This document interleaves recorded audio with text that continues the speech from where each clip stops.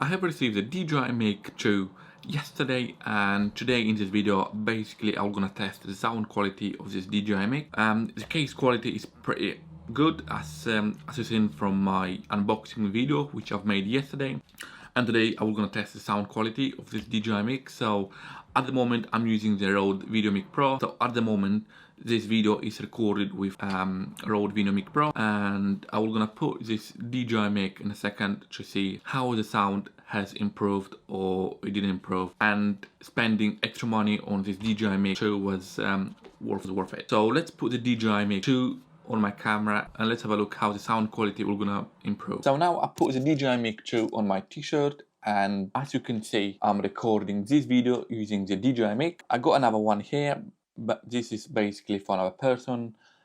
It's good to have if we're gonna do like an interview for someone or something like this, but at the moment I'm gonna use one for myself. And let me know if the investment was worth it or I should have stayed with Rode VideoMic Pro. And yeah, I will be happy to read your comments. And basically, thumbs up as well if you like the video. Feel free to subscribe as well. Any questions, do ask me in the comments, as I said. And yeah, and I'll see you next video.